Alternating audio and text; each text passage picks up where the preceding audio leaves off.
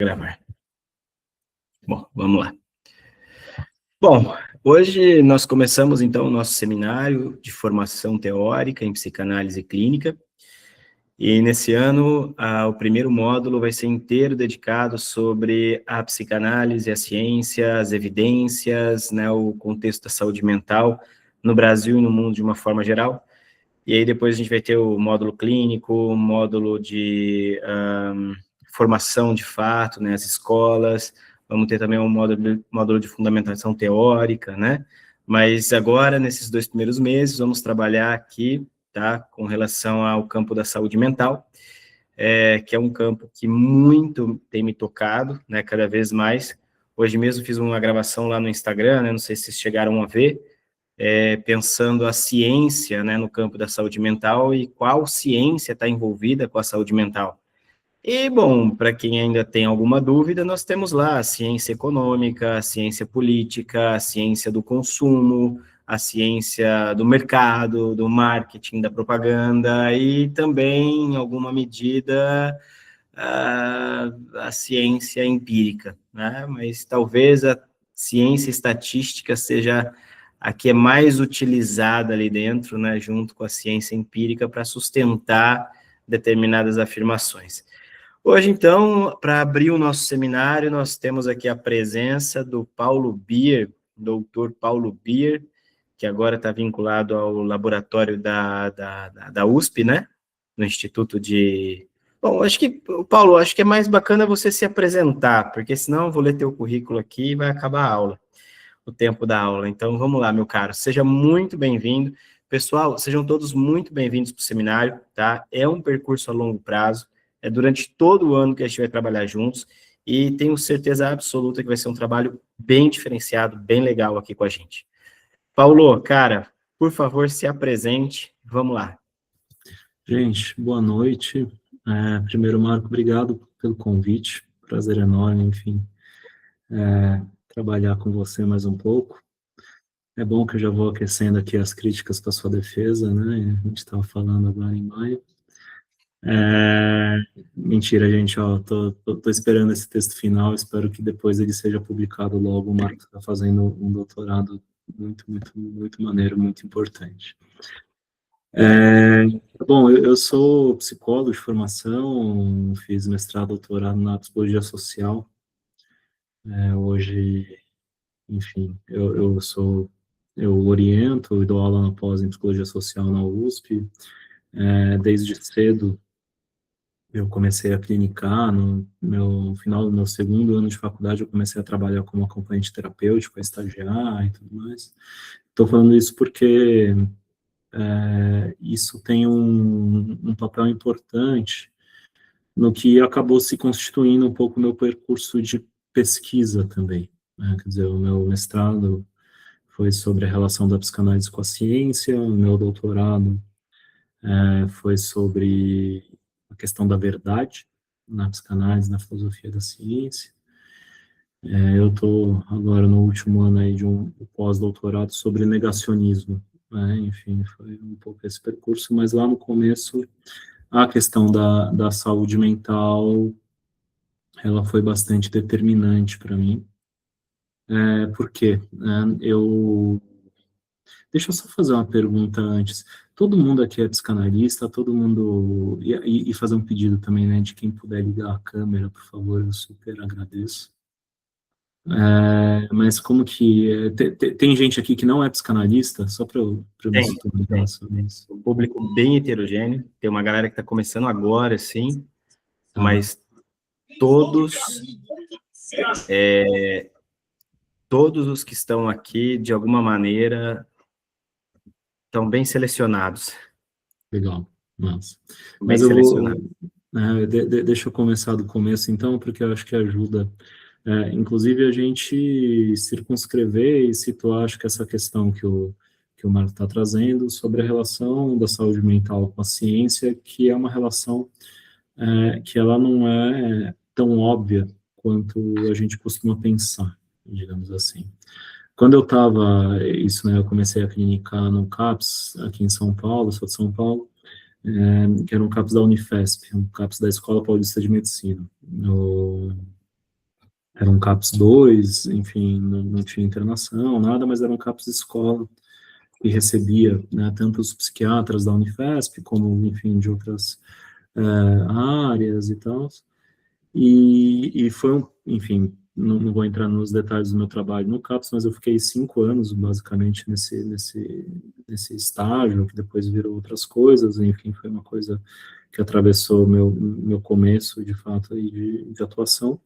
E quando eu estava mais ou menos terminando, assim, esses 5 anos, né, estava para sair, aconteceu uma coisa que me chamou muita atenção lá, que foi a Unifesp, não sei se alguém aqui é de São Paulo também, mas a Unifesp, que é a Escola Paulista de Medicina, ela funcionava pelo menos, ela é meio espalhada num bairro, né, na Vila Mariana, né, então ela tinha várias casinhas, né, então tinha lá a casinha que era o PROAD, que é um serviço de atendimento de adicções, né, vício em álcool, vício em drogas.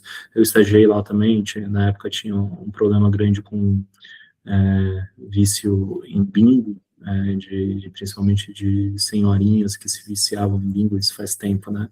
Hoje imagino que eles estejam trabalhando com as bets, né? Enfim, isso é uma outra questão que a gente pode entrar, inclusive. Não sei se vocês estão sabendo, Marcos, isso é uma coisa interessante. Lá o pessoal de Brasília trouxe bastante isso. Eles criaram um sistema de autoexclusão das bets, uma plataforma muito maneira. Não.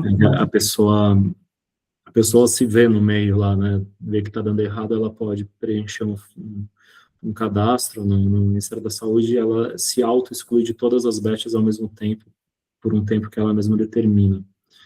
E isso começou em dezembro, se eu não me engano, no primeiro mês tiveram 280 mil auto-exclusões. Nossa. Bastante relevante. Seria bem mais relevante se não tivesse tanta bet ilegal, né? Mas um botão de emergência interessante, né? Tem várias questões para se pensar, inclusive é bastante sofisticado do ponto de vista da leitura de como funciona o engajamento digital, mas enfim, isso é um outro debate. Estava falando da Unifesp, né? Então tinha lá o PROAD, tinha que a gente chamava da casinha da psicoterapia, tinha o CAPS, que era uma casinha também, e tinha o CRIA, que era um serviço de atendimentos a crianças e adolescentes. E quando eu estava para sair, eu já tinha parado de trabalhar, no caso, não tenho muita certeza, o CRIA foi fechado, né? E ele foi fechado sob o argumento de que era um serviço de orientação psicanalítica e que não tinha por que colocar dinheiro público em algo que não tem comprovação científica, né? Esse era o argumento. E que foi um argumento que me pegou muito de surpresa. Eu falei, bom, de fato, eu concordo com a segunda parte do argumento, digamos assim, não tem por que colocar dinheiro público em alguma coisa que não tem comprovação.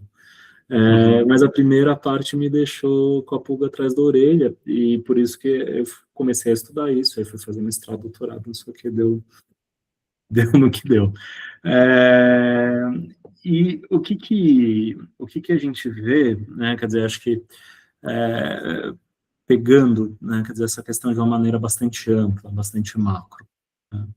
A gente tem, com o passar do tempo, uma certa primazia de determinadas maneiras de se pensar a ciência ou de determinadas maneiras de se pensar o que é verdadeiro ou o que não é, né? O que isso quer dizer, né? Uma primeira questão é, olha, existem diferentes maneiras de se fazer ciência, né? Existe uma área da filosofia que é dedicada, inclusive, a discutir isso, né? A filosofia da ciência, a epistemologia, né? Entre essas maneiras de se fazer ciência, existe, né, nesse campo da filosofia da ciência, inclusive, existe todo um debate se essas maneiras de se fazer ciências, elas são equivalentes, né, se tanto faz, ou se de fato deveriam existir tanta variedade ou variabilidade, digamos assim, entre os modos de se produzir conhecimento, né? E aí você tem, historicamente, autores que defendem de uma maneira bastante ferrenha que sim, que existe uma variação que ela é necessária. Por quê? Porque os objetos que a gente tenta estudar, eles são muito variados e eles demandam que a gente pense sobre os próprios objetos de modos muito diferentes entre si. E existem tem autores que vão falar, não, a ciência é uma só, existe uma unicidade, é o termo técnico, digamos assim, que é usado bastante para se falar sobre isso. Existe um método único, que é o método científico, e toda a produção de conhecimento científica precisa seguir esse método. Esse é um debate que existe há muito tempo, né? Ele ganha fôlego, digamos assim, em diferentes momentos da história, principalmente da história da ciência moderna, né? Quer dizer, então, a partir aí de 1600, 1700, enfim, que teve, né, acho que talvez um momento muito importante nos anos 60, 70, principalmente numa discussão entre dois filósofos da ciência, um chamado Karl Popper, que imagino que vocês já devam ter ouvido falar, que é um grande crítico da cientificidade da psicanálise. Enfim, acho que o Marco gosta bastante dele, acho que ele vai poder falar para vocês um pouco. É um cara que, digamos, não é tão difícil discordar do que ele entende que seria a psicanálise, assim, a psicanálise... No artigo que vai sair, cara, a gente conseguiu pegar os prints, né, das conversas do Popper com uma galera na época, e chamava livro, né? Então, tem lá no livro do Popper, ele comparando a psicanálise, mas misturando a psicanálise com a teoria do Jung, por exemplo, mostrando que de psicanálise ele não conhecia absolutamente nada. Então, ele coloca tudo dentro do mesmo bolo, né? E depois a gente vai ver as críticas que o Hanson faz, né, aos critérios do Popper, e o Hanson, aparentemente, até o momento, inclusive estou perguntando lá para o teu amigo, lá para o Jean Leonard, perguntei para ele, cara, aonde o Hanson cita a psicanálise? E ele até agora não me falou nada, porque até onde a gente encontrou, conseguiu rastrear, o Hanson não cita a psicanálise em momento algum, dizendo que a psicanálise é pseudociência, né? Então, o buraco é mais embaixo, né? Parece que tem... Mas, enfim, né, é isso, né, o Popper é essa pessoa aí meio controversa, digamos assim. Eu sempre gosto acho que é sempre bom a gente situar os autores dentro dos movimentos dos quais eles fizeram parte, né. O Popper, né, ele é reconhecidamente um dos fundadores do que a gente chama hoje em dia de neoliberalismo, né? Então a gente tem lá no final dos anos 40 as tais das conferências de Mont-Pelerin, que é onde os grandes autores, né, que estavam preocupados com a ascensão do comunismo no mundo, não sei o que e tal, eles se juntaram todos para pensar uma ordem alternativa e pensar que o liberalismo precisava de algum modo se transformar, sendo que não tinha dado certo, né, quer dizer, as experiências liberais ou tinham sido os Estados Unidos que só saiu da crise na guerra, ou os outros países que foram para a guerra, né, porque não estava dando muito certo, e se juntaram ali, fizeram, enfim, eu inclusive uma agenda de publicações, o livro do Popper dedicado a isso é um livro chamado Sociedade Aberta e Seus Inimigos, se alguém tiver interesse. Enfim, ele era um cara inteligente, enfim, tem ideias interessantes, não tinha muita paciência com a psicanálise, isso é uma pena, mas isso são outros 500. E aí, no final dos anos 60 e 70, ele entra num debate com outro filósofo da ciência neoliberal também, chamado Friedrich von Hayek, não sei se vocês já ouviram falar desse cara, é um cara professor da Universidade de Chicago, apoiador do Pinochet, um cara que, em determinado momento, defendeu a ditadura chilena, falando que ele preferia um sistema de governo que garantisse a liberdade econômica do que a liberdade política, né? Enfim, pessoal, gente boa que tem por aí. E só que nesse debate em especial com o Popper, o Hayek tinha razão, porque o Popper ele era um defensor do que a gente está chamando de unicismo científico, né? Quer dizer, ele entendia que a ciência era una, que existia só um método científico, era um método lógico, dedutivo lá, pensado na maneira como ele propunha, e o Hayek é um crítico disso. O Hayek fala, olha, esse método ele pode funcionar muito bem para alguns tipos de fenômenos, né? E o Hayek fala, o problema é que a gente tem, né, dentro das coisas que a gente tem, a gente entende que é importante conhecer, a gente tem fenômenos de naturezas muito diferentes, né? A gente tem objetos de naturezas muito diferentes, a gente precisa pensar sobre as coisas de modos diversos, e entre esses fenômenos, o Hayek faz uma distinção, ele fala, olha, a gente tem fenômenos complexos e fenômenos simples, né? O que ele está chamando de fenômenos simples, né? Ele fala, olha, os fenômenos simples são esses fenômenos os quais a gente consegue reduzir as variáveis, né, a um número tão pequeno que a gente consegue ter situações experimentais muito controladas para produzir conhecimento sobre isso, né? Qual que é o grande exemplo de um fenômeno simples, né, de um campo que estuda fenômenos simples para o Hayek? A física. Olha que loucura, né? Física é um negócio que ninguém entende aqui, pelo menos, enfim, se tiver algum físico aqui na sala, maravilha. Em geral, quem gosta de psicanálise tem certa dificuldade com essas coisas, né? Mas o Hayek chamava isso de fenômenos simples, né? O que ele chamava de fenômenos complexos, né? O que estuda a economia, por exemplo. Ele fala, olha, na economia, você produzir conhecimento no campo da economia é muito mais complexo do que você produzir na física. Por quê? Porque você tem muitas variáveis, muitas vezes você tem variáveis que você nem sabe que estão agindo, né?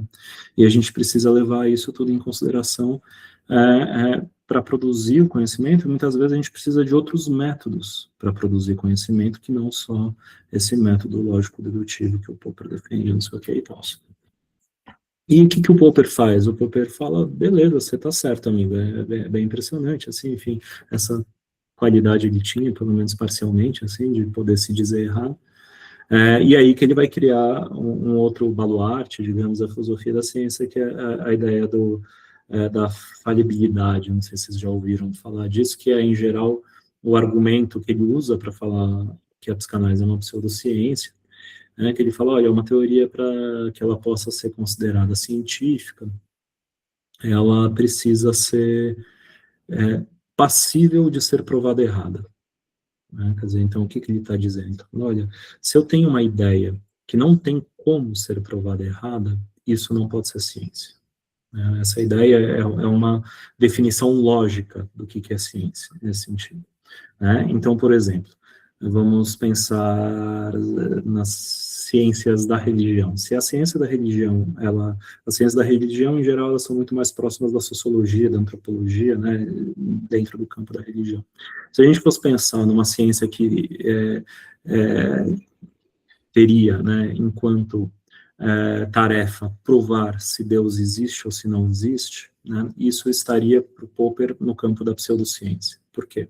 Porque eu não tenho como provar, a gente pode falar, olha, eu não tenho como provar que Deus existe, mas eu também não tenho como provar que Deus não existe, né? Essas duas coisas, elas não estão no campo, essas duas ideias, elas não são passíveis de serem provadas erradas, logicamente, né? E a ideia do Popper em relação à psicanálise era essa, né? A partir da leitura ali muito capenga que ele faz, do Freud, muito do Abraham, Jung, enfim, toda uma meleca lá que ele faz com os autores. Ele fala, ó, não tem como. Ele é desmentido depois, eu não vou entrar muito nesse debate do Popper. Depois tem um grande crítico da cientificidade da psicanálise chamado Adolf Grunbaum, que critica a cientificidade da psicanálise, mas desmonta o argumento do Popper. Ele fala que a questão não é essa, a questão é outra. Depois o próprio Grunbaum se dá por satisfeito no debate com um psicanalista e fala, beleza, a gente pode considerar. Enfim, acho que o Marco pode entrar nisso aí com vocês depois, ele conhece bem essa história. Por que eu estou trazendo isso, né? Trazendo isso, primeiro, para a gente começar a pensar em relação a essa ideia da variabilidade das formas de produzir conhecimento, né? Mas, para além da questão da variabilidade das formas de produzir conhecimento, tem algo da gente poder pensar que, mesmo se a gente está falando em teoria, muito em teoria, de um mesmo objeto, né, o modo como a gente pensa sobre esse objeto, né, sempre vai ter perdas e ganhos, digamos assim, né? Dependendo do que a gente quer com o conhecimento que é produzido sobre um objeto, né, a gente precisa pesar se aquilo que a gente ganha se sobrepõe ao que a gente perde, ou se a gente perde coisas que a gente considera como sendo essenciais em relação àquilo sobre o qual a gente quer produzir conhecimento, né? Então, vou dar um salto aqui grande, mas primeiro, começando a pensar junto com vocês, que quando a gente está falando sobre um objeto, é impossível a gente falar de um objeto sem a gente ter em consideração que o objeto ele só existe a partir de um determinado modo de pensar, né? Não estou falando que as coisas só existem a partir do que a gente pensa com elas, mas quando a gente está falando sobre um objeto, a gente já está, digamos, dentro de um viés, para usar uma palavra que está na moda, né? Quer dizer, a gente já está dentro de um recorte, né? E esse recorte, a maneira como a gente vai pensar, né, sobre esse objeto, ela já está, de algum modo, interligada, quer dizer, então, aquilo que a gente pensa sobre o objeto está dentro já do nosso modo de pensar, ao mesmo tempo que o nosso modo de pensar é impactado pelo objeto, né? Quer dizer, então, um novo objeto, ele pode produzir transformações na nossa maneira de pensar. Essas transformações que o objeto produz podem mudar, inclusive, a nossa maneira de pensar sobre o próprio objeto, né? E a gente tem aí uma possibilidade, eu tenho um autor que eu gosto muito, trabalho muito, chamado Ian Hacking, um filósofo da ciência, que fala, a gente entra muitas vezes numa espécie de looping aí, né? Quer dizer, então, as maneiras que a gente tem de pensar sobre as coisas vão mudando o nosso entendimento sobre o que as coisas são, inclusive, né? E isso faz com que os objetos, por mais que a gente use muitas vezes o mesmo nome para eles, né, não necessariamente a gente está falando da mesma coisa, né? Vou dar um exemplo bem bobinho, depois vamos entrar na discussão um pouco mais complexa, né? Quer dizer, se a gente pega isso aqui, por exemplo, né, quer dizer, que é um objeto, se a gente pensar, né, quer dizer, de um ponto de vista da química, sei lá, bom, é um polímero, né, quer dizer, é de plástico, é feito de coisas, tem metais dentro, tem não sei o que e tudo mais. Eu não sei se alguém estuda música aqui ou trabalha com música, né, quer dizer, se a gente pensar do ponto de vista da música, né, é outra coisa, né, isso aqui é um metrônomo, né, quer dizer, é um objeto que tem uma certa função, a gente vai pensar nele a partir, né, de uma certa perspectiva, e isso vai mudar radicalmente o que a gente pensa sobre esse objeto. Esse é o exemplo bobinho. Vamos pensar agora, por exemplo, né, no que é... Vou tentar pegar um aqui menos polêmico, né, quer dizer, o que é... Acho que dá para pegar, que a gente vai trabalhar no seminário também, né, de sábado também, o conceito de sujeito mesmo para a psicanálise, né? Eu ia pegar um que é o seguinte, vamos pensar o que é depressão. Né? Quer dizer, o que é depressão? Mais fácil. Né? Quem consegue aqui me dar uma definição do que é depressão? De acordo com o quê?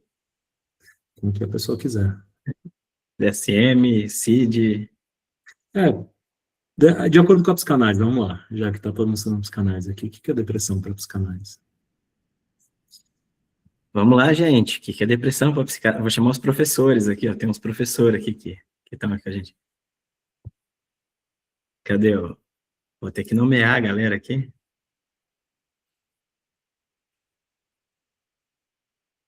E aí, Saulo, quer arriscar? Priscila? Quando tem um esvaziamento do eu, um esvaziamento libidinal do eu. Tá. Aí você está me dando, né, Priscila, uma explicação sobre a depressão, certo? Né? Eu daria um passo atrás, né? Eu diria, olha, para a psicanálise a depressão é um sintoma. Né? Para a psiquiatria, a depressão, ela é um quadro. São duas coisas absolutamente diferentes. Né?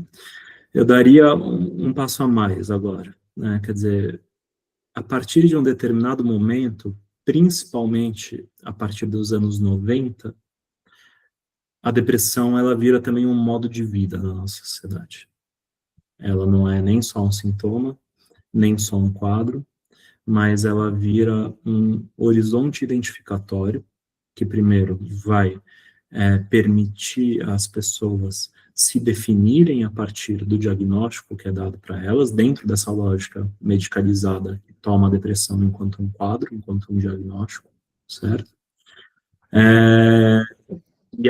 E a partir dessa identificação que é possível, as pessoas elas vão se pensar a si mesmas, né? E pensar a sua vida, pensar o seu modo de amar, o seu modo de trabalhar, o seu modo de estar no mundo, a partir desse significante depressão. Ô, Paulo, uma pergunta aqui, cara. O termo depressão, ele foi utilizado primeiro na economia ou na psiquiatria? Eu não faço a menor ideia, mas eu chutaria, de verdade, que ele foi usado primeiro na geografia, mas enfim. A depressão outra... Assim como um outro termo que é interessante, que é o termo chamado, que a gente chama de trauma, né? É um termo originalmente advindo da geografia, né? Tem os traumas de relevo, né? E esse é um outro exemplo interessante, né? Quer dizer, vocês sabem quando que a gente começa a usar trauma para pensar em trauma psíquico? Quer dizer, o trauma, ele tinha essa acepção geológica, né? Na geologia, na geografia, ele tinha uma acepção médica no sentido de trauma de osso, né? Tem um traumatismo craniano, um traumatismo no braço, sei lá o que for. O trauma, ele começa a ser usado na psiquiatria, né? A gente começa a trabalhar com a ideia de trauma psíquico no final do século XIX, né? Não faz tanto tempo assim, né? E por quê? Porque no século XIX, né, uma das características do avanço do capitalismo na Europa é justamente a construção de estradas de ferro, né? E as estradas de ferro, elas eram conhecidas por trazerem junto com a construção delas muitos acidentes. Não sei se já ouviram falar do Phineas Gage, por exemplo, foi famoso como o cara que teve a sua cabeça atravessada por uma barra de ferro, né? Uma história de um acidente de uma estrada de ferro. O cara, ele tem uma explosão, uma barra de ferro atravessa a cabeça dele, sai do outro lado, e ele muda de personalidade, né? Enfim, essa é a história. O que o pessoal começa a perceber em contato com os sobreviventes dos acidentes em estradas de ferro? Que eles desenvolvem novos sintomas que não têm nenhuma base orgânica, né? E são sintomas muito próximos do que na época se chamava de histeria. Acontece que a gente tem um problema, né, que é histeria, originalmente, era uma doença de mulheres, né? A etiologia, a explicação da histeria ali era ligada ao útero, enfim, tinha toda uma questão. Quer dizer que o machismo, a misoginia da época não permitia que ela fosse usada para homens, o que fez com que se criasse um novo termo, trauma psíquico, para poder falar daqueles homens que tinham sintomas histéricos. Olha que coisa interessante. A questão é, quem aqui conhece, ou mesmo em relação a si mesmo, alguém que não se entende enquanto uma pessoa traumatizada hoje? Né? Olha que coisa interessante, né? Quer dizer, então, o que eu estou querendo dizer com isso? Né? Quer dizer, tem algumas coisas que estão presentes nesse enunciado. A primeira é que, olha, as categorias que a gente vai criando, conforme a gente vai produzindo conhecimento em saúde mental, a gente vai também produzindo formas de vida, formas de estar no mundo, né? Quer dizer, a gente vai mudando não só a maneira como a gente pensa sobre nós mesmos, mas a maneira como a gente existe, de fato. É muito diferente existir enquanto uma pessoa traumatizada ou uma pessoa para quem a questão do trauma psíquico não é exatamente uma questão definidora, né? Você ia falar, Marco? Não. O segundo ponto, né, quer dizer, e aí a gente entra nessa questão de uma outra ótica, é que, olha, existem diferentes maneiras da gente pensar sobre trauma. Né? Quer dizer, a gente tem, isso existe desde sempre, e hoje em dia tem ganhado cada vez mais força, né? Quer dizer, uma vertente, principalmente na psiquiatria, que vai falar, olha, isso aí que a gente está chamando de trauma psíquico, na verdade não é que não existe nenhum correlato orgânico, é que a gente não tem a capacidade de reconhecer o correlato orgânico desse tipo de experiência. Né? O que isso supõe? Vejam só, isso supõe que você tem um funcionamento que seria um funcionamento normal, né, que é um funcionamento que é necessariamente abalado por algum evento traumático, né? E esse evento traumático, ele muda o funcionamento, inclusive, do que seria esse correlato orgânico, né? E a grande aposta é que, se a gente descobrir qual que é esse correlato orgânico, a gente pode intervir diretamente no orgânico, e isso seria mais eficiente do que a gente intervir simbolicamente. Faz sentido, gente? Estamos juntos nisso, por enquanto? Vou dar um exemplo interessante sobre isso, sobre uma outra vertente que do que a gente pensa, os grandes projetos, não sei se já ouviram falar dos grandes projetos de mapeamento cerebral, né, que estão muito... Onde que esses projetos, eles entram, digamos, na história da psicopatologia, né? Quer dizer, eles entram num momento de crise, em que a farmacologia psiquiátrica, ela não tem produzido novas drogas, novos remédios que indicam avanços, ou então ela tem sido muito questionada de um ponto de vista ético, a gente pode entrar nisso daqui a pouquinho, né? Tinha toda uma aposta com exames de imagem, genoma e tudo mais, que não traz grandes ganhos, de fato, para o campo da psicopatologia, para a psiquiatria, para as psicoterapias, né?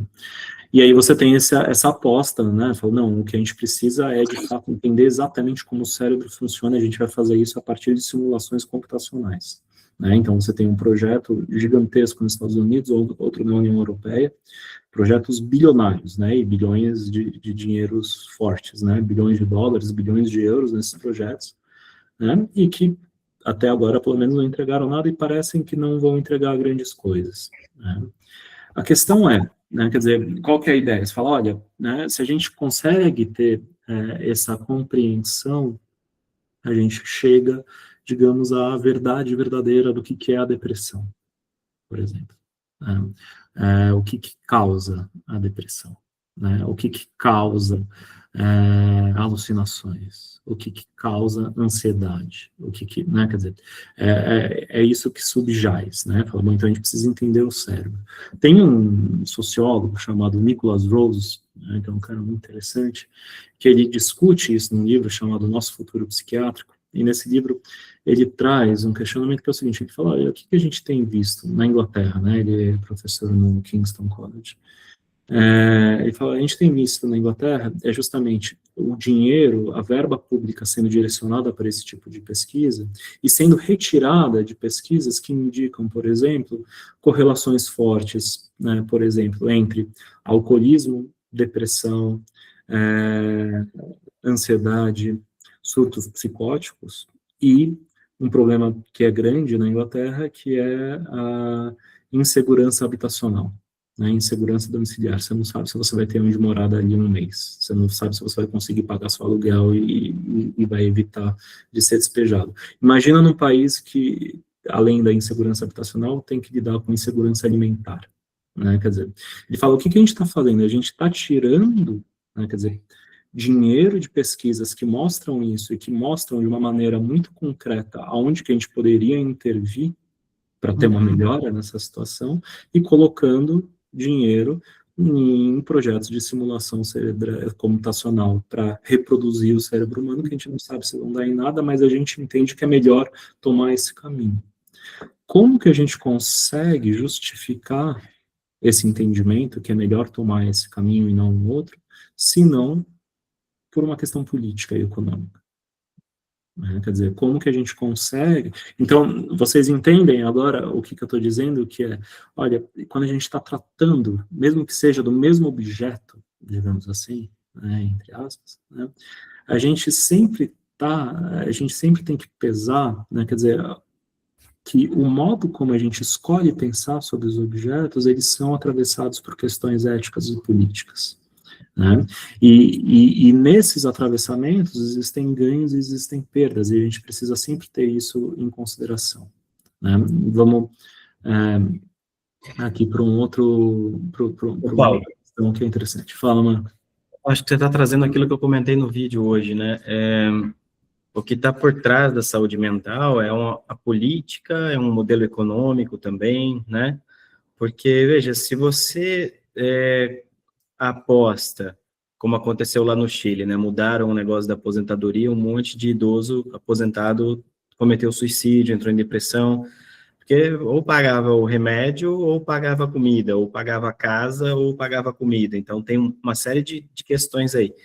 Mas se você consegue, né, dar evidência a esses dados, você mostra que, bom, o governo tem uma responsabilidade, né, as instituições têm uma responsabilidade talvez até maior, né, na questão da qualidade de vida e saúde mental das pessoas. Agora, se você encontra um problema no cérebro, o problema é no cérebro. Exato, né? Quer dizer, essa é uma ideia que a gente tem trabalhado, a gente trabalhou no LatexFIP por bastante tempo, que é essa ideia de que a gente tem tomado, nas últimas décadas, um caminho para pensar a saúde mental sem ter a noção de conflito enquanto um organizador central. Né? Quer dizer, bom, o que produz sofrimento, digamos assim? A gente fala, bom, o sofrimento está sempre ligado a alguma espécie de conflito. Né? Quer dizer, o que a psiquiatria hegemônica, biológica nos diz hoje? Não, o sofrimento ele se produz por algum tipo de desbalanço. Se a gente rebalancear as coisas, né, desbalanços químicos, né, se a gente balanceia de novo, se a gente rebalanceia, fica tudo certo. Né? Quer dizer, então, como que você responde à depressão? Rebalanceando a recaptação de serotonina, por exemplo, a velocidade da recaptação de serotonina. Como que você trata ansiedade ou pânico, né? Muitas vezes ligado a quadros de burnout, por exemplo, né? Você não pensa no conflito decorrente das relações de trabalho, né? Quer dizer, você pensa justamente, fala, bom, como que a gente diminui esses sintomas, né? Para que a pessoa possa voltar a ser produtiva e possa voltar a trabalhar como ela deveria trabalhar. Um lugar que adoece ela do jeito que ela, né, chegou Exato, aqui, né? Ou exato. seja, Agora, a questão que se coloca é, bom, a gente tem, né, quer dizer, uma maneira de se pensar, uma maneira de produzir estudos, né, que de um modo muito sutil, a não ser que você seja um idiota que passa 15 anos estudando isso, né, tipo eu, o Marco, enfim, não sei o quê, mas tem algo do que a gente está muito acostumado a pensar, que é como a ciência funciona, ou ela deveria funcionar, que tem um direcionamento ideológico que precisa ser considerado com muito cuidado. Né? Veja, eu não estou falando que esse conhecimento que é produzido ele é errado, não é científico, não é disso que se trata. Né? O que eu estou falando é que muitas vezes a gente está tentando produzir conhecimento sobre saúde mental a partir de estudos que não necessariamente dão conta do problema que a gente está tentando resolver. Não é a melhor maneira de se pensar sobre aquilo. Vamos lá, vamos voltar para a depressão. Quem sabe aqui o que causa a depressão do ponto de vista psiquiátrico ou neurofisiológico? de acordo com as pesquisas mais recentes, nem os pesquisadores sabem, né? O que tem são mas teorias. não, mas eu quero saber a ideia anterior, Marcos. E nenhuma das pesquisas comprovou empiricamente alguma coisa biológica, bioquímica, mas há apostas, né? Quem já tinha ouvido falar que a depressão é causada por um problema na recaptação de serotonina? Sim, sim, é isso que eu ia comentar, né, Paulo? Esse é um grande problema que a gente tem, de tomar uma teoria como verdade absoluta, né? E como que a Big Data não consegue fazer isso, né? Mas vamos pegar o caso da depressão, que é interessante. Eu usei ele, inclusive, bastante no meu último livro, porque ele é um caso que ajuda bastante a gente pensar sobre isso, que é o seguinte. Né? A depressão, a partir dos anos 90, o que acontece? Ela primeiro, ela é alçada à grande patologia do mundo, né? Quer dizer, então a gente precisa tratar a depressão, mas na verdade é mais do que a depressão, né? E aí a gente entra na questão da economia. Se a gente vê, por exemplo, as propagandas de Prozac, o Prozac foi o grande expoente, né, do tratamento contra a depressão nos anos 90, o Prozac ele não vendia cura para a depressão, o Prozac ele vendia felicidade. Né? Era isso que as propagandas mostravam, e isso é muito diferente. Qual que era o argumento? Era justamente, bom, a gente entendeu, então, que o problema é quando a recaptação de serotonina é muito rápida, o que você precisa lentificar um pouco essa recaptação de serotonina. fizeram estudos, né, quer dizer, estudos que comprovavam isso e tudo mais, estudos dentro do que a gente chama do padrão ouro, né, dos estudos clínicos randomizados, com duplo cego, né, quer dizer, então você tinha um grupo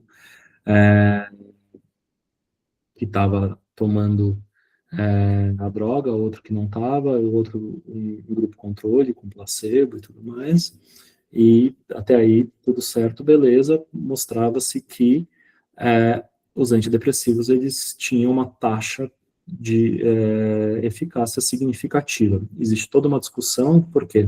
Porque desde o começo, isso foi né, quer dizer, descoberto desde o começo, eles também sempre apresentaram uma taxa de placebo, de efeito placebo muito alto.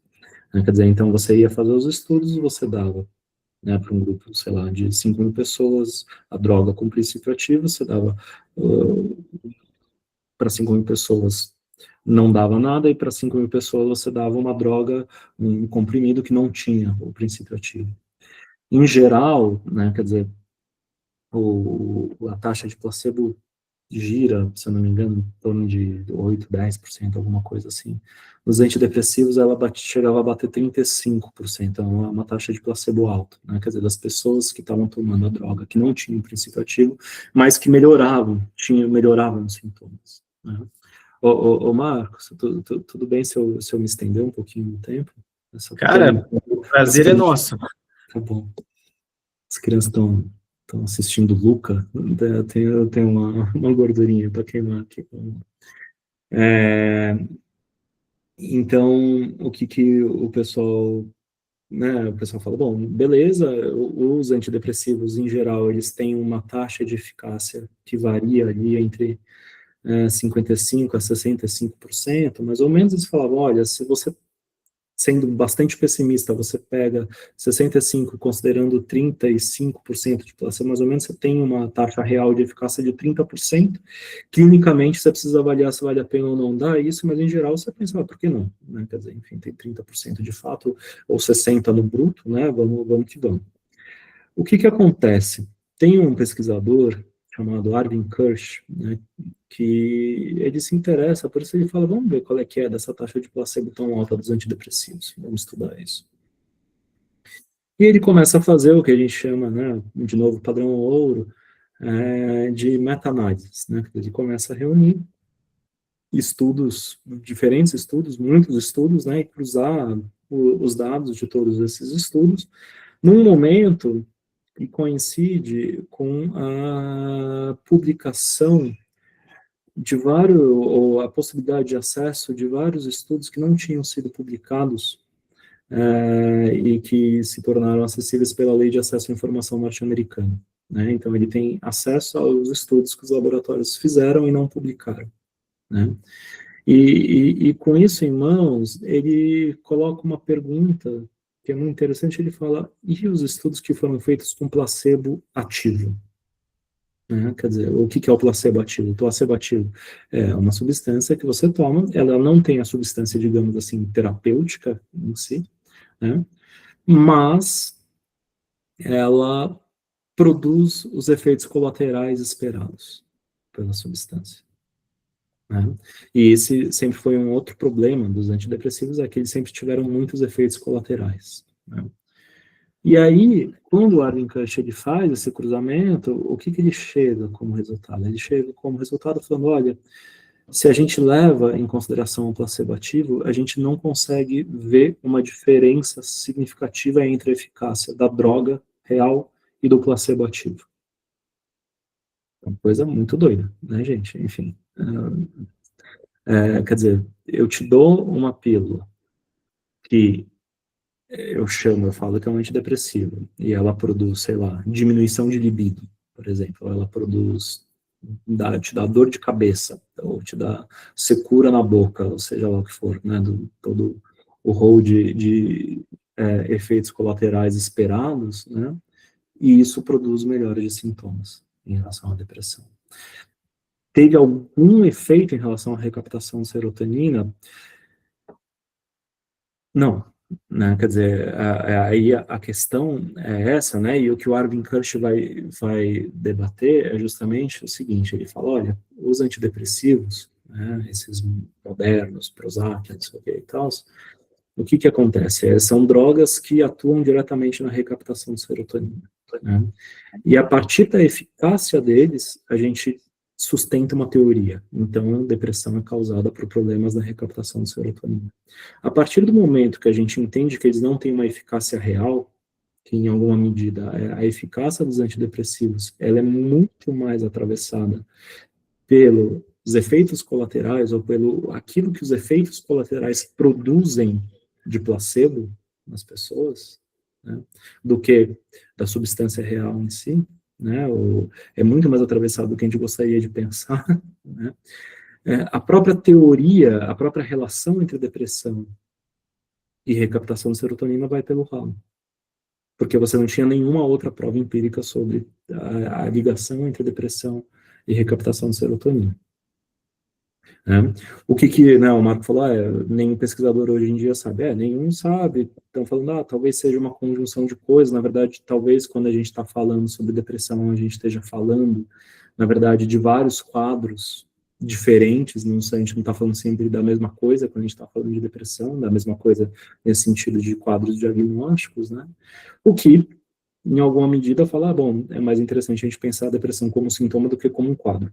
Primeiro ponto. Né? Quer dizer, o segundo ponto, né, aí voltando para a questão dos estudos em si, né, quer dizer, o que isso precisa colocar enquanto questão, eu entendo, né, quer dizer, olha, esses estudos clínicos que funcionam muito bem para a gente pensar, por exemplo, se uma droga, vamos usar o que está sendo comemorado agora, né, uma droga faz as pessoas terem suas medulas reconstituídas, né? Esse negócio muito doido que a gente está vendo acontecer agora, né? Um evento da história, né? Se de fato se confirmar, se for tudo isso que estão falando que é, né?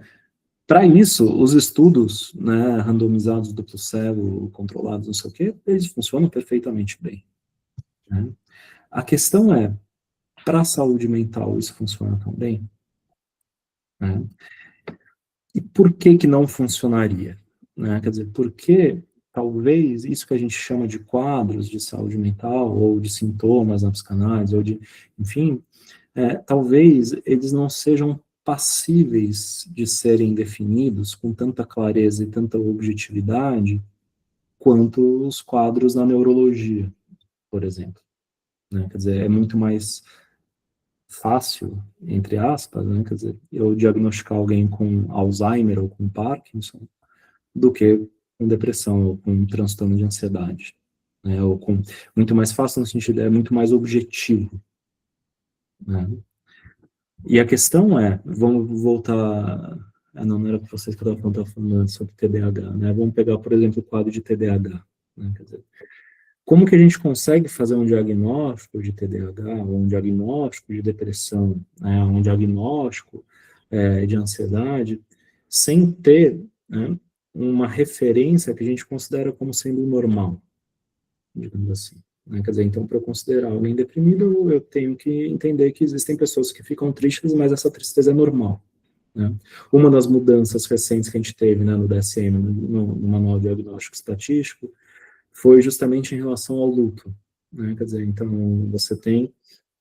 você antes tinha, né, lá o checklist lá de sintomas para você considerar um quadro enquanto sendo um quadro depressivo maior, e tinha um adendo que falava, bom, mas se a pessoa está enlutada, se ela perdeu alguém significativo para ela há pelo menos 6 meses, né, enfim, você não considera que é um quadro depressivo, você considera que é luto. Né? O que muda para o DSM-5? Além deles criarem o quadro, né? Isso é no 5, eu acho que vem depois do 5, né? De luto patológico, né? Eles tiram essa ressalva. Né? Na verdade, eles diminuem esse tempo para 2 semanas. Quer dizer, se você está há mais de 2 semanas muito triste porque a sua mãe morreu, você pode ser considerado como tendo depressão. Né? E aí abre-se para todo o tipo de intervenção. Eu tô tipo a música do Tom Zé aqui, né? Tô tô ajudando para atrapalhar, assim, né? Quer dizer, que é uma coisa assim, olha, o que eu tô querendo dizer com isso? Eu tô querendo dizer que a gente tem um problema de base, quando a gente está falando sobre saúde mental, que é, a gente está falando sobre categorias que são necessariamente, elas não podem deixar de ser categorias políticas. Vejam só. É claro que no limite a gente pode pensar, falar, bom, sei lá, pessoas com pânico. Tem gente que tem pânico que não consegue sair de casa, que antes de você ter os bens, por exemplo, as pessoas não conseguiam sair de casa há anos, né? E de repente tem um remédio que ajuda elas a sair de casa. Legal.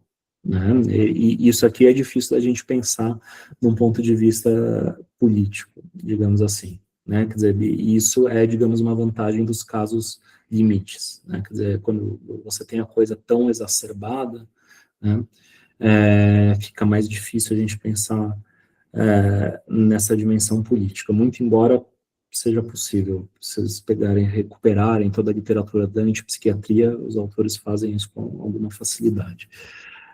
Mas vamos pegar, por exemplo, o transtorno de ansiedade, que meio que todo mundo tem hoje em dia, né? Quer dizer, quem aqui não conhece alguém que tem um diagnóstico de transtorno de ansiedade? Ou quem aqui já foi no psiquiatra e não saiu com um diagnóstico desse, ou seja lá o que for, né? O que a gente está falando em relação a essa dimensão política? Quer dizer, a gente não consegue definir, de fato, o que é um transtorno de ansiedade sem definir o que é um padrão de normalidade, um padrão de ordem. Né? Tem um psiquiatra, psicanalista genial, chamado Mário Eduardo Costa Pereira, né, que ele lembra a gente disso, de um detalhe que é muito importante. Se a gente pega, né, quer dizer, a palavra transtorno, né, qual que é o correspondente dela em inglês? Né, é disorder, né, quer dizer, é aquilo que está fora da ordem. Né, quer dizer, o mesmo no português, aquilo que transtorna os outros.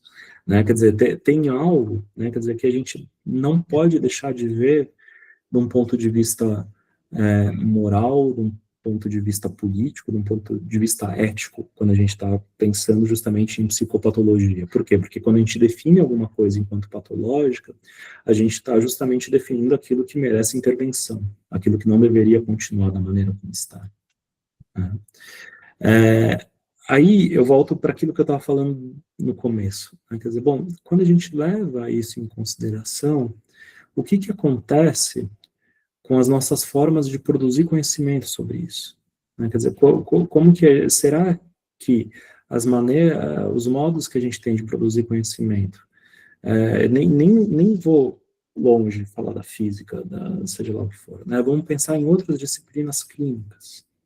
Né? Quer dizer, bom, a maneira como a gente pensa a produção de conhecimento, ela é tão atravessada pela ética, pela política na saúde mental, quanto por exemplo, em outras áreas da medicina, por exemplo, das ciências da saúde, né? Quer dizer, para deixar de uma maneira mais ampla.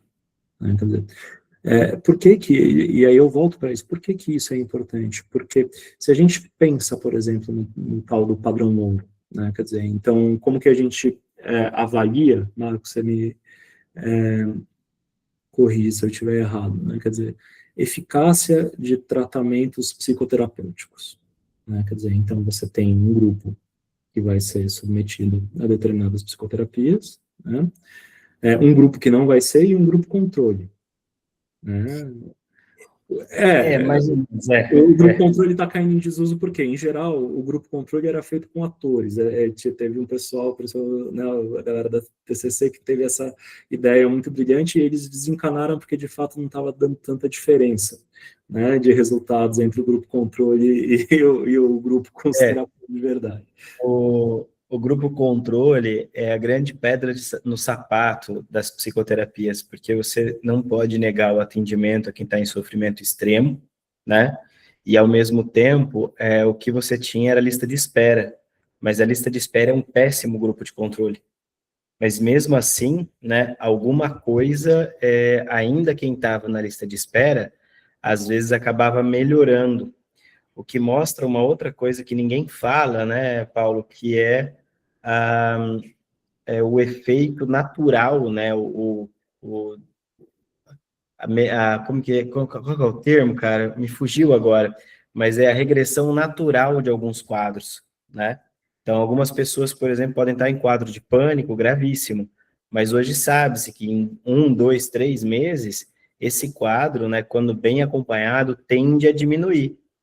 Aí, qual que é o período que se espera que diminua o quadro, né, que chegue ali no melhor possível usando o antidepressivo? 1, 2, dependendo, 3 meses.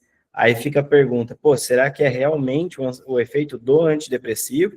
Ou será que é, de fato, o quadro, a evolução clínica natural da doença, né? Que ela dá o pico e depois ela vai melhorando. Se você manipula ali o ambiente e tal, né? Exato, e aí a gente volta para a questão, inclusive, dos fenômenos complexos.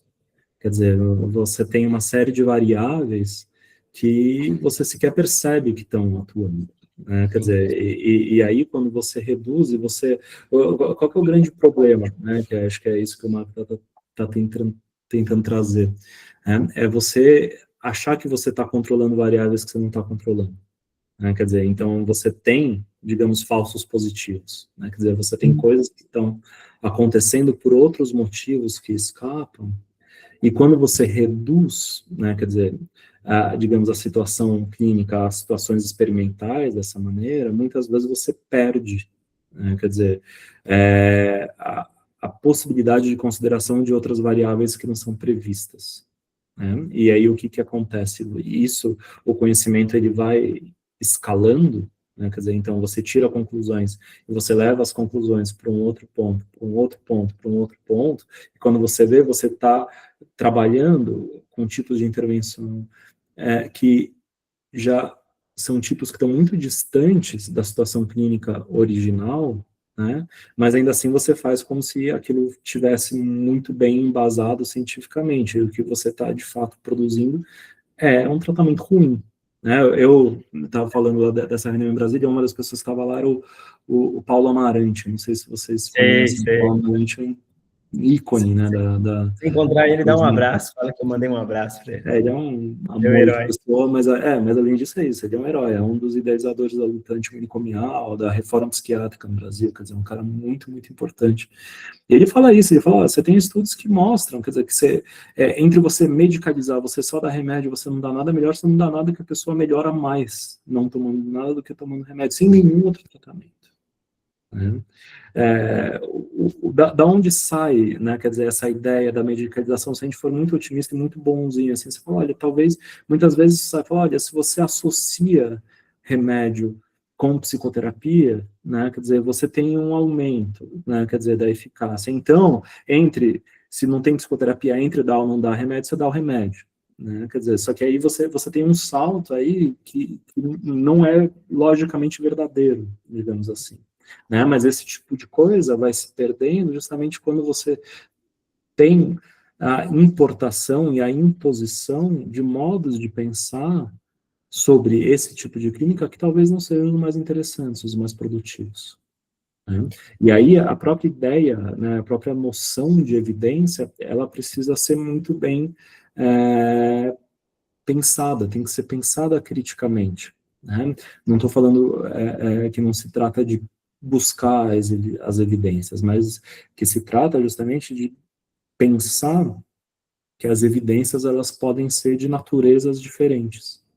Né? Quer dizer, então, você não precisa ter necessariamente a evidência biológica, digamos assim, enquanto hierarquicamente superior a evidências sociais. Por exemplo, voltando para o exemplo que eu trouxe, né, da discussão que o Nicholas Rose faz. Né? Quer dizer, bom, por que você vai confiar mais em evidências provenientes de modelos de simulação computacional do cérebro do que em estudos de sociologia para tratar? Né? Quer dizer, tem um caráter ideológico muito pesado nisso, que no final das contas o que isso efetivamente produz é uma piora dos tratamentos ofertados. Né? Quer dizer, é interessante isso, né, Paulo? Porque eu ia comentar isso, né? Desculpa, pode terminar aí, depois eu... Não, pode comentar. Tá. Porque eu ia falar isso, o quanto que as pesquisas, elas são muito distantes da realidade clínica, né? E, por exemplo, quando você tem lá nas pesquisas, né, pacientes com depressão maior, né, e aí esse paciente começa a apresentar algum tipo de tentativa contra a própria vida, né, eles são retirados da pesquisa. Ou quando eles demonstram, não sei, alguma coisa com relação a uma, sei lá, tem um surto psicótico, são retirados da pesquisa. Então, o que eles procuram é, por exemplo, um paciente com depressão maior puro, coisa que não existe na clínica, né? A nossa realidade clínica é, né, outra coisa, na pesquisa, né? Ah, faltou 3 vezes, é retirado, porque compromete, né, o negócio lá, ó, não, faltou 3 vezes, compromete aqui, a gente não vai saber a métrica. Cara, um paciente em depressão grave, às vezes precisa de mais sessões, às vezes falta mesmo, às vezes fica 2 semanas sem vir, porque não consegue sair da cama. Mas imagina, Cara, se você mandar embora os pacientes que faltam 3 vezes, você tá louco, pois é. Não tem. Eu já fui na casa de paciente grave, já, fazer atendimento domiciliar, porque assim, eu falei, olha, é importante que continue, você não consegue vir, posso ir? Tem psicanalista que vai arrepiar, né? Fala, nossa, um psicanalista. Cara, fui, foi ótimo, Uhum. deu super certo, voltei mais 2 vezes, depois veio para a clínica. Agora, tem uma coisa, Paulo, que é legal, cara, que na clínica a gente vê também o seguinte, às vezes a pessoa, ela toma um pé na bunda ou perde o emprego, e aí, quando ela recupera o amor de uma outra pessoa ou consegue outro emprego, é incrível, sai da depressão, sai do pânico, e não tomou remédio, né? Ou seja, aquilo que a gente está chamando de doença hoje no campo da saúde mental são elementos cotidianos da nossa vida, da nossa existência, né? Uhum. E que, em alguma medida, do ponto de vista psicanalítico, a gente pensaria que a cura é resistência, né? Veja só. Quer dizer, ela Pois é. encontrou muletas para não pensar sobre aquilo que está ali, que a faz sofrer, né? E que são os, apaixonamento e tudo mais, né? Até tem algo interessante, né, de pensar nisso. Tem uma coisa, né? Você falou de pacientes que atentam contra a própria vida. Você pega, por exemplo, você tem uma experiência que é interessantíssima do Marcelo Veras, em Salvador, né? Quer dizer, que tem ali um setor do hospital universitário que trabalha, né, que tem um foco grande em pessoas com ideação suicida, não sei o que existe há anos, né, de viés psicanalítico, e que nunca teve um caso de suicídio consumado lá. Né? Quer dizer, é uma questão hiper interessante. Mas não tem evidência, né? Não tem, é esse o ponto. Né? Por quê? Porque não tem grupo controle, né? Não tem, você não coloca o pessoal que está em situação de ideação suicida para conversar com o ator, né? Ou você não coloca, quer dizer, é muito complicado isso, né? Quer dizer, e aí a questão é, bom, quer dizer, a questão tem zilhões de questões, né? Quer dizer, mas uma delas é, bom, por que que a gente insiste tanto que a gente tem que produzir conhecimento da mesma maneira que a oncologia produz, que a, né, que a ortopedia produz, né? Quer dizer, isso cola osso ou não cola osso, né? Se não cola osso, não serve, né? Quer dizer, isso é uma coisa, se a gente para olhar, é muito irracional, de algum modo. Né? Mas perdura, é isso que a gente chama de ideologia, né? Quer dizer, bom, perdura aí, mesmo sendo difícil de justificar porque que a gente recorre a esses padrões o tempo inteiro. Tudo bem, gente? Vocês têm perguntas? Considerações? Vamos lá, gente. Primeiro encontro hoje, primeiro dia, já com tudo isso na cabeça. É bacana isso da evidência, né? Quando eu comecei a estudar, acho que uma das primeiras coisas que me veio, assim, há uns 10 anos atrás, é que, bom, a minha clínica não serve de evidência para nada, né? A minha experiência, né, pessoal, a minha experiência clínica não serve de evidência para nada, por uma série de questões. Mas, ao mesmo tempo, tem um outro termo, que é a evidência baseada na prática, né? Já viu, já, né? Então, é mais ou menos assim, você tem várias pessoas que fazem determinado tipo de tratamento, e aí você tem a evidência de que aquele tratamento funciona, porque você tem ali, eu acho que é um design mais naturalístico, né, e tal. E aí você começa a investigar como aquelas pessoas trabalham. eu acho que o grande problema, Paulo, é como a gente desmontar, e aí voltar lá para a ideia de pseudociência, né? Como desmontar esse discurso a tal ponto de que as instituições, de uma forma geral, olhem para a psicanálise e digam, bom, tá bom, não tem ali necessariamente uma metodologia pragmática, no sentido de que é 1, é 2, é 3, quarta, quinta sessão faz assim, né? Mas funciona, né? Porque o que eu escuto muito é, não vamos pesquisar porque é pseudociência, né? Não vale a pena porque psicanálise não se comprova. Quando a gente tem o teu livro lá, né, trazendo as pesquisas do Chevrin, né? Tem o meu também, discutindo as pesquisas que comprovam algumas das teses freudianas e tal. Me parece que a quem a gente fala? A quem a gente recorre, né? Eu acho que tem um ponto que muitas vezes acaba servindo também como resistência dos psicanalistas nesse lugar, né, Marco? Que é o seguinte, a gente não precisa partilhar de ideais de produtividade ou felicidade para poder pensar num horizonte terapêutico que a gente acha que minimamente pode ser usado para ter como parâmetro de eficácia. Né? Acho que é isso, né? Quer dizer, então, você vai fazer um trabalho, sei lá, com pessoas que têm burnout, você não precisa ter como horizonte que ela volte para o trabalho, né? Quer dizer, você não precisa, né? Quer dizer, não precisa ser esse o horizonte de cura, porque muitas vezes aí que a psicanálise faz a crítica, e faz a crítica com razão, né? Fala, bom, não faz o menor sentido eu pensar se um tratamento funciona se o que eu estou chamando de funcionar é isso, né? Quer dizer, isso faz todo sentido. Mas parar nisso, quer dizer, como se fosse, bom, então a gente não consegue chegar a nenhum acordo mínimo sobre alguma coisa que a gente diria, olha, se está rolando isso daqui, está funcionando de algum modo.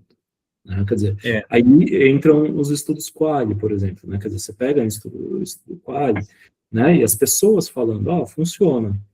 E muitas vezes a pessoa não sabe exatamente explicar por que funciona. Ela fala, não, funciona. Tem alguma coisa que funciona, minha vida mudou. Né? E aí você pode ter, inclusive, essa categoria. Bom, produz algum tipo de transformação? Legal. Né? Isso pode ser um critério de validação de eficácia clínica, por exemplo. Né? Quer dizer, produziu algum tipo de transformação. Eu tava conversando com a Juliellen, né, esses dias, e ela falou assim, o nosso trabalho é um trabalho bem engraçado, né, porque quando você vai lá no dentista, o dentista arruma teu dente, você sai sorrindo, né, você resolve o problema. O nosso trabalho, a gente faz uma intervenção aqui, daqui 3, 4 semanas aquilo volta, daqui 1 ano acontece alguma coisa que você, né, estaria sem um dente, agora não tá, entendeu? Mas, porra, é 1 ano inteiro para ver que foi eficaz, foi efetivo, né? Isso quando você vê, né? Porque é isso, tem um monte de analisante que às vezes fala, por que será que essa pessoa vem, assim, né? E em algum momento você saca, e aí você fala, não, de fato tem um monte de coisa rolando, né? Quer dizer, as pessoas não vão para análise para contar como a análise está Sucesso, funcionando né? bem. Às vezes vão, né? Isso às vezes entra no sintoma total, quero ser um bom analisante, vou contar para o meu analista como está sendo incrível aqui o trabalho que eu estou fazendo como analisante. Isso rola, né? Mas muita gente não passa por aí, né? Enfim, e aí você não tem, de fato, né,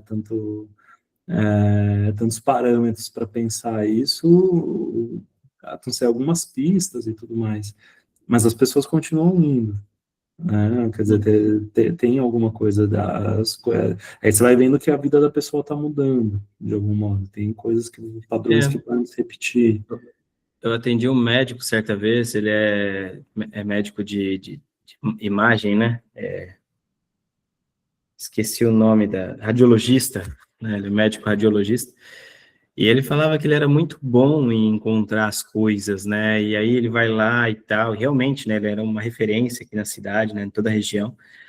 E, cara, era engraçadíssimo, porque ele vinha, falava pouco, quase não falava, quase sem afeto. Uma vez, assim, a cada 2 meses, você via que tinha um afeto, alguma coisa que, né? E aí chegou uma hora que me encheu o saco, eu falei para ele, cara, acho que já quase 1 ano e pouco de trabalho, já de van, tudo, né? Fazia sabe o beabá da análise? Vinha, tal, falava, né? Tinha associação livre, alguma coisa parecia a outra. Aí eu falei, cara, por que continua? Assim, mas aquela pergunta bem honesta, né? Que a gente faz, né? A gente está trabalhando com o verdadeiro, né? Aprendi já. Por que continua? O que mais que espera do tratamento? Aí ele parou, deu uma embargada na voz, assim, e falou: se você conversar com a minha mulher hoje, ela te conta. Antes eu não bebia, agora eu bebo. Só desgraçou a vida do cara, né? Antes eu não brigava com ela, agora eu brigo. Aí esses dias ela me disse assim: até que enfim você se tornou o homem que eu sabia que estava dentro de vocês, né? E o cara vai falar isso a partir de uma provocação, né? Ou seja, o que acontece lá fora nem sempre chega aqui, mas são transformações, cara, muito profundas na vida das pessoas. Uhum.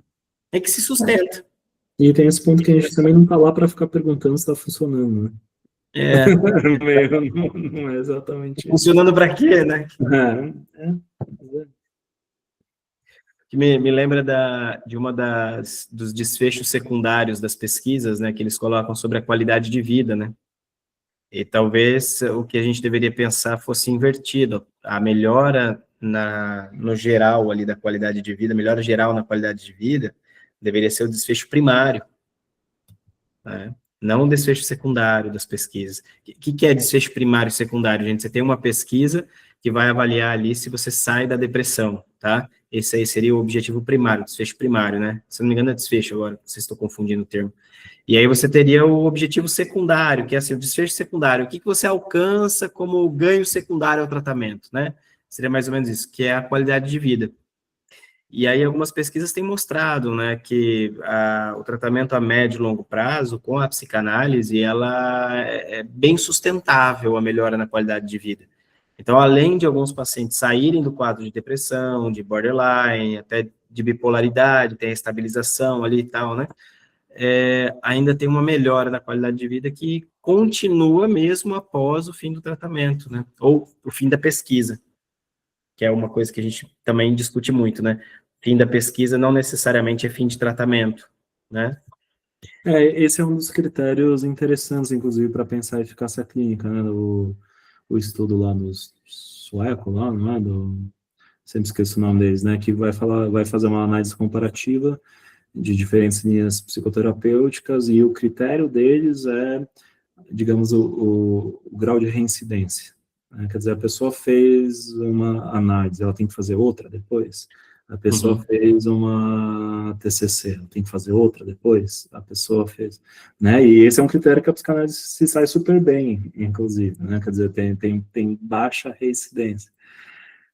Que é discutível, né? Quer dizer, uma vez eu estava falando disso num congresso na França, e o professor lá que estava na mesa, ele vira para mim e fala: é porque os pacientes morrem antes de poder fazer outra análise, não dá tempo, né? As análises demoram tanto tempo, e a pessoa não tem tempo de fazer lá, não sei o quê, né? E não é exatamente que ele está errado, não está certo, mas, quer dizer, de fato, as análises comportamentais, elas são muito mais curtas, né? Quer dizer, e elas trabalham com essa ideia de retorno, não sei o quê e tal, né? Quer dizer, o ponto é, existem critérios muito variados e que no final das contas eles medem coisas que são profundamente muito diferentes.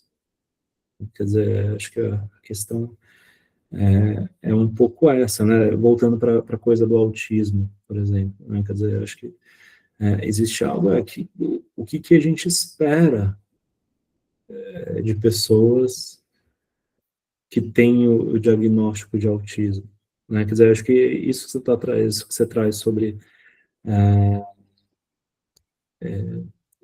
desfechos primários ou secundários, efeitos primários e secundários, isso é muito interessante, assim, né? Eu atendo uma pessoa que tem a filha autista e que faz o rolê ABA faz muitos anos e tal, e começou a trabalhar como psicanalista, que não estava tão interessada se a menina ia começar a falar em 2 meses, ou se ela ia ler, ou se ela ia, sei lá, falar o quê, mas estava pensando numa coisa mais geral, mais global, digamos assim, né? E aí a transformação nela foi patente, assim, né, muito diferente, muito, né, quer dizer, inclusive se você pega, né, o que seria primário para o pessoal da aba, que não era o primário para psicanalista, isso também melhorou muito mais do que estava melhorando com a aba, digamos assim, né, mas não é esse o ponto, né, quer dizer, porque não se trata justamente, porque no final das contas não se trata de deixá-la mais produtiva, né, quer dizer, não se a coisa gira em outro lugar, né? E dependendo da onde a coisa gira, a gente vai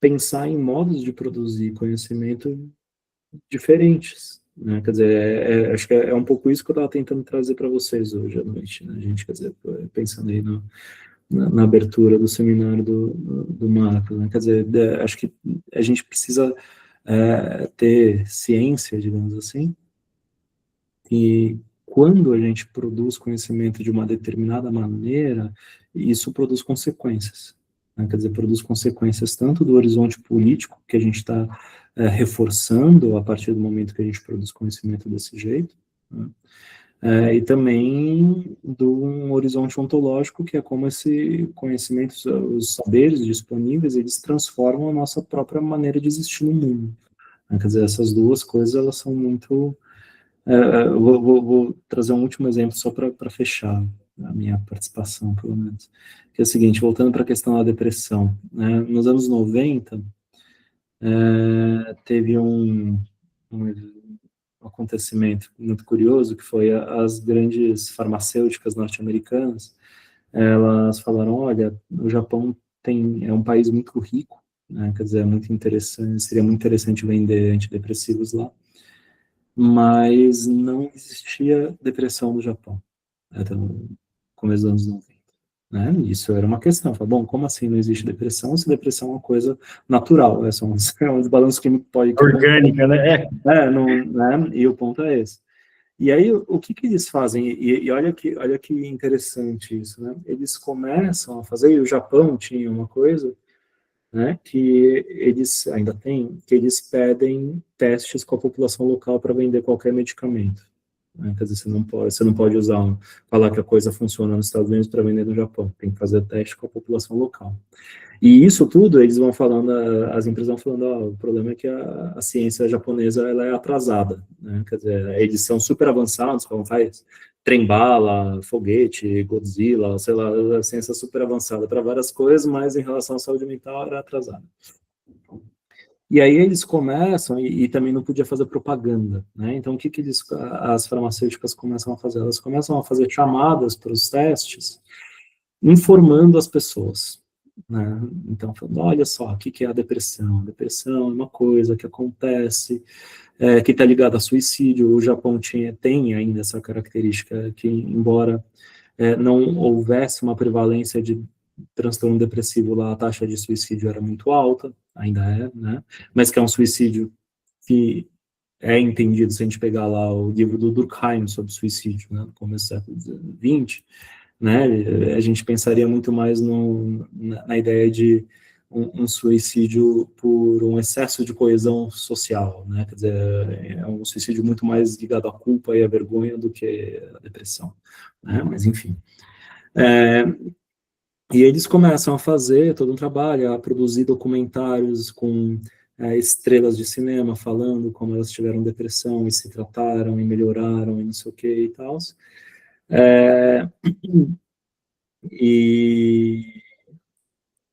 E aí eles criam, inclusive, um slogan que é Kokoro no Kaze, alguma coisa assim, desculpem, eu não faço ideia de como se pronuncia em japonês, mas que, traduzindo, quer dizer alguma coisa como um resfriado da alma, né? Quer dizer, então, é uma coisa que, se você trata, é muito simples de tratar, tipo um resfriado, você toma uma pilulinha todo dia e tá tudo certo. Se você não trata, pode virar uma pneumonia e você se complica, pode até chegar a suicídio, não sei o que e tal. Então, eles fazem meio que essa grande campanha de marketing, eles têm os remédios validados, não sei o quê, e em poucos anos eles, de fato, têm a presença no mercado de bilhões de dólares só com antidepressivos. Qual que é o detalhe mais interessante? Antes dessa campanha de marketing, eles fizeram os testes. e os antidepressivos não funcionavam. Isso é muito doido, né? Quer dizer, então eles fazem os testes, não funcionam, eles falam, esqueçam o que eu escrevi, o Fernando Henrique aparece por lá, assim, nunca dissemos isso, vamos fazer testes novos, dessa vez explicando e não sei o que e tudo mais, quer dizer, criando culturalmente aquilo que eles estão fazendo. Psicoeducação. O que é muito doido, muito cínico, é que eles sabem exatamente o que eles estão fazendo, né? Que não é orgânico. Quer dizer, então, mas o discurso está lá, né? Então, mas isso quer dizer então que as pessoas não são hoje em dia deprimidas no Japão? É claro que elas são, né? Quer dizer, é justamente esse o ponto, o fato de não ter essa correspondência orgânica indiferente ao que se diz sobre a depressão, não faz com que elas não sejam. É essa a grande dificuldade com a saúde mental, inclusive, né? Mas a questão é, bom, a maneira como a gente fala sobre as coisas, e aí o conhecimento produzido cientificamente é um conhecimento muito privilegiado em como a gente vai falar sobre as coisas, ela transforma como as pessoas de fato existem nos lugares, né? Então tem algo aí que a gente precisa levar em consideração. Eu espero que vocês trabalhem isso aí nos próximos encontros.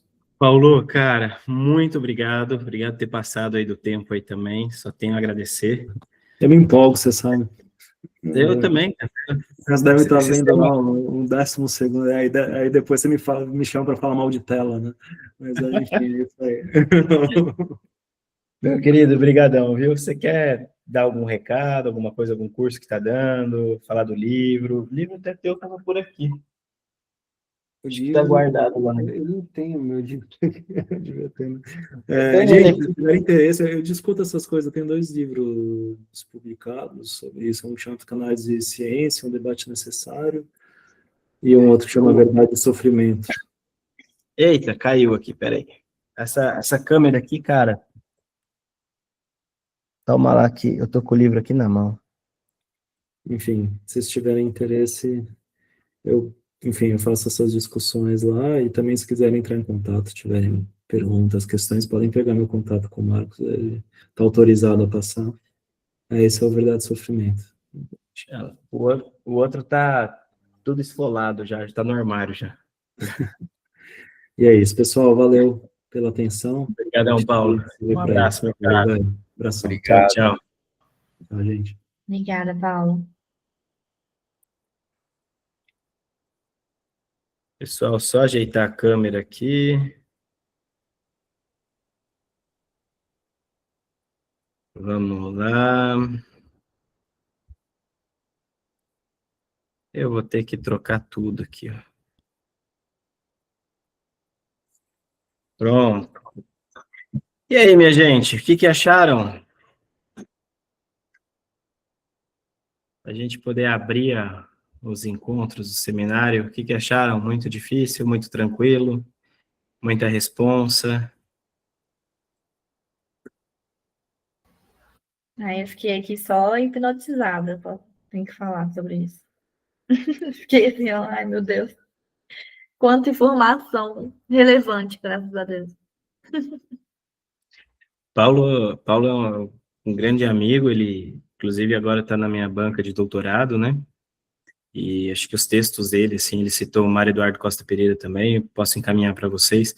Quem está no grupo do percurso, né, que faz todas as atividades, já deve ter esses textos lá no Drive, né? Se não, eu encaminho de novo. Mas é uma grande referência, né? E uma humildade assim, vocês viram que quase ninguém sabe quem ele é, mas quando ele abre a boca para falar, você fala, meu, quem que é esse cara? Né? É maravilhoso. Fala, Jefferson. Não, eu já ia falar que ele me deu um nó e com tanta coisa que ele falou, que eu fiquei aqui inebriado com tanta coisa. Eu falei, meu Deus do céu, não vou dar conta disso. Basicamente o que ele disse, pessoal, é aquilo que está nos livros dele, tá? E está no meu último livro também, e está no artigo que eu mandei para vocês, que toda essa ideia, né, que a gente tem no campo da saúde mental, de um campo científico, na verdade, é uma falácia muito grande, né? E quando a gente começa a investigar, ele citou o Paulo Amarante, deixa eu ver se estou com os livros aqui. Ah, eu tô com outro livro dele aqui também, ó. Esse aqui é maravilhoso, que eu falei que estava tudo rasgado já. Eu uso ele bastante, né, nas aulas do ESP também, então. É aqui, ó, Paulo Amarante, o Robert Whittaker, né? Desmedicar. É um livro fantástico, um livro sensacional, referência aí para quem gosta dessa discussão, tá? E óbvio que também o Alan Francis aqui, né, que eu citei hoje no post de hoje no Instagram, tá? Tá aqui o Alan Francis voltando ao normal. O que essa galera tem feito, né, é simplesmente trazido à tona algumas coisas um tanto quanto complicadas aí do campo da saúde mental e mostrando para gente, né, que olha, o campo é um campo político, um campo de disputa argumentativa, né, que tem sim uma questão mercadológica, uma questão financeira por trás. Não achem que o cara quando recomenda tratamento ABA, ele está sendo bonzinho, não está sendo bonzinho, tá? Porque quando alguém recomenda, por exemplo, um autista o tratamento ABA, ele está desconsiderando uma série de críticas duríssimas, né? Inclusive, para vocês terem uma ideia, o tratamento está sendo proibido, né? Tá sendo as instituições que ofertam esse tratamento estão sendo proibidas de ofertar esse tratamento em alguns países. Se eu não me engano, é Estados Unidos e Austrália, porque tem um grupo de pessoas, né, bem envolvidas, influentes, mostrando que o tratamento ABA, ele tenta promover a cura daquilo que é de estrutura, né, que é a partir de um certo tipo de violência subjetiva, né, de subjugar o paciente, né, a responder demandas ali que, a princípio, bom, não faz o menor sentido para um paciente responder essas demandas. Quem teve eu já tive pacientes já que passaram pelo ABA, né, e já tiveram filhos autistas, né, diagnosticados com autismo, passaram pelo método ABA, e eles falam a mesma coisa que o Paulo falou aqui, tipo, quando vai para psicanálise evolui pra caralho, e assim, só que, vai escrever, calma, deixa eu me conectar, deixa que nessa relação que a gente vai produzir apareça algo da ordem de uma demanda de escrita. Entendem? É bem diferente o trabalho, né? Consequentemente, a médio e longo prazo, os efeitos são mais duradouros. Por quê? Porque a gente modifica uma série de elementos que são estruturantes, né, da pessoa, tá? Não modifica a estrutura. Uma vez estrutura autista, acabou. Mas o estruturante dessa pessoa, né? A questão ali com os conflitos, a questão com a relação com o outro, os vínculos de amor, né? O laço, né, com o outro, tudo isso aí a gente modifica na clínica, né?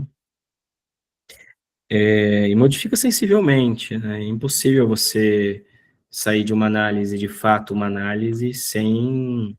Eu falo isso, né, já há muito tempo. Uma análise levada a sério vai fazer com que você, ao final dela, não mais consiga dizer que você é a pessoa que entrou, né?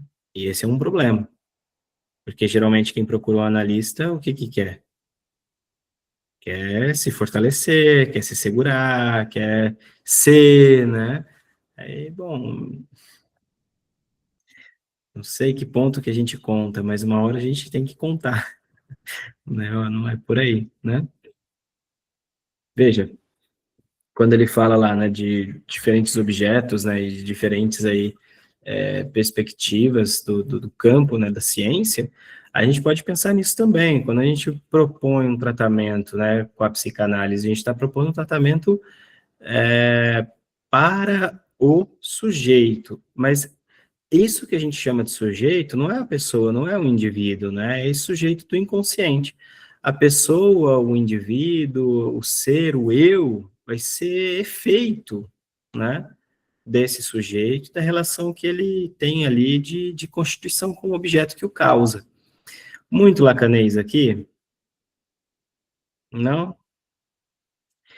Basicamente, uma análise me leva a ser um filho que a minha mãe nunca imaginou que poderia ter, para o bem e para o mal. Ou seja, modifica de tal maneira a minha realidade com o objeto que me causa enquanto filho, ou enquanto pai, ou enquanto homem, ou enquanto profissional, né? Isso a gente vai chamar lá, numa psicanálise de orientação lacaniana, um certo tipo de manipulação do gozo, né? O manejo no gozo, o manejo no real, né? No campo do real, tá? Aquilo que antes era impossível, eu deixo claro no livro, né? Eu falo desses impossíveis. Aquilo que antes me era impossível, não porque eu não... É uma diferença importante aqui, veja, é impossível que eu seja astronauta, tá? E eu não vou ser astronauta mesmo. Não porque eu não tenha sonhado quando era criança em ser astronauta, mas é porque, bom, primeiro eu preciso estudar pra caralho, um monte de coisa que eu não gosto, que eu nunca quis e que eu nunca me dei bem, que é matemática, física, educação física também, né? Então, assim, fazer esporte, puta, e o pior da situação é ficar dentro de um cubículo assim, durante 24 horas, 48, 72 horas, não sei. Cara, eu ia entrar em pânico, eu ia, junto com os remedinhos lá, ia levar um benzodiazepínico para tomar. Então, para mim é impossível, tá? Mas, há 10 anos atrás, seria impossível, por exemplo, eu pensar que hoje eu seria coordenador, diretor do Instituto ESP, né? Veja, não é que não pensava, que eu não queria, não, isso aqui não, nem passava pelo meu horizonte, entendem? Esse é o ponto, né? É impossível pensar em várias coisas, várias questões, né? 10 anos atrás, por exemplo. Aí hoje, bom, é desse impossível que se trata, né? Não é tanto de um impossível que se você trabalhar duro, se você mexer na sua versão 2.0, você vai alcançar. Não. É um outro impossível que, cara, você abre mão de tanta coisa e você conquista outras coisas que na hora que você vê, você fala, passou. E isso não tem como a gente mensurar nas pesquisas clínicas, né? Já dando gancho aqui para o próximo encontro, né, daqui 15 dias. Aí sim, na terça-feira, desculpem pelo equívoco lá no dia, né? E isso você não tem como mensurar nas pesquisas clínicas. Quantos psicanalistas quantas pessoas fizeram análise e depois da análise, mesmo querendo ser psicanalistas, viraram vendedor da Avon, astronauta ou bailarina? O que é a eficácia aí? Entendem? A eficácia é a pessoa que entra para a análise querendo ser psicanalista e sai psicanalista. Vai ser bem pouco eficaz a psicanálise. Agora, se a gente pensa a eficácia como uma transformação do sujeito em relação ao objeto que o causa, acho que, tirando os grandes traumas e, a, e a vida quando acontece, que são poucos momentos que ela acontece, só a psicanálise, né? Não tem outro, não conheço outro.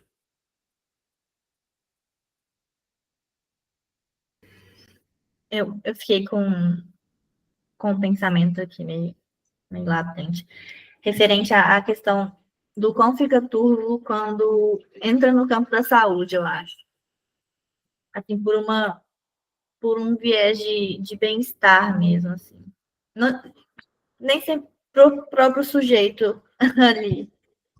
Mas, por exemplo, no caso do autismo que você estava falando, Marco, mas por um bem-estar social da sociedade em si, de se incomodar com aquela situação como um todo, assim, né? E julgamento também, várias outras questões que acontecem. Mas eu acho que eu fiquei pensando, assim, que é muito mais sobre o mal-estar, e não sobre... A saúde mental talvez seja muito mais sobre o mal-estar de existir do que exatamente de alcançar um bem-estar. A gente pode falar de ciência, pode falar de economia, pode falar de psicanálise, pode falar do que for, Mas no fundo, o tratamento psicanalítico ele ainda é esse tratamento que está sendo pensado para modificar aquilo que a gente vai chamar de uma relação de amor, né? Como eu me sinto amado, como eu amo, como me vejo amado, as paixões, né, da alma. É isso que a psicanálise opera, né?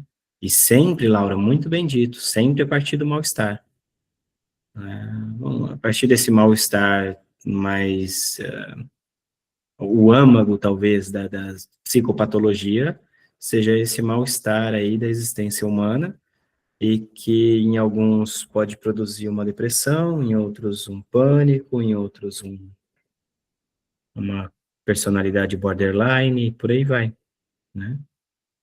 Mas a causa mesmo, é o âmago disso, ainda posto nas relações de amor, né? Na modalidade de amar, de ser amado e tal.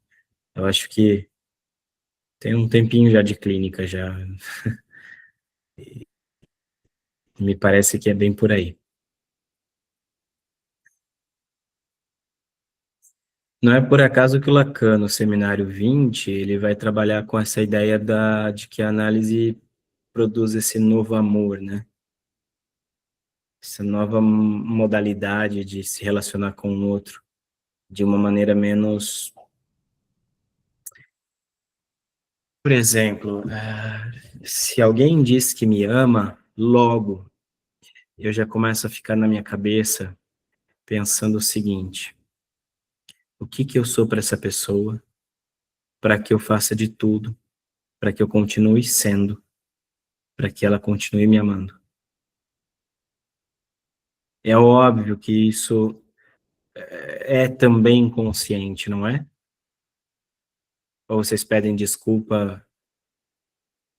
Eu tô falando, a maioria aqui são mulheres, né? Então é difícil uma mulher tá errada, mas quando vocês erram, que eu sei que é raro, mas, né, vocês pedem desculpa, por que pedem desculpa?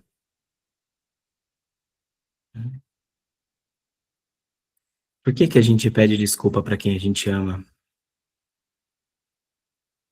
Se não para, olha, eu não sou isso que você imaginou que eu deveria ser, mas eu vou me comportar e vou me ocupar mais disso e vou me preocupar mais com isso para que eu não te faça mais mal. Não é de alguma maneira, me diz o que você quer de mim, que eu vou fazer de tudo para te entregar?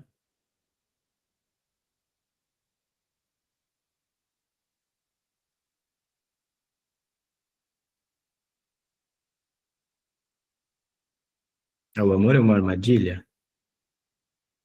Agora, o Lacan vai mostrar que existe uma outra maneira de amar, que a gente consegue alcançar com a análise, e o Freud falou dessa maneira de amar, citando São Francisco de Assis no Mal-Estar da Civilização, né? É uma maneira mais livre, ou seja, será que a gente consegue amar o outro independente daquilo que o outro nos entrega? Ou será que o nosso amor ainda é narcísico a ponto de egoísta, como vai dizer o Lacan, a ponto de eu só te amar por aquilo que, de alguma maneira, eu recebo em troca? Acho que não tem como abrir o seminário desse ano de uma maneira melhor, né? Se vamos trabalhar com a psicanálise do começo ao fim, é trabalhar as questões do amor.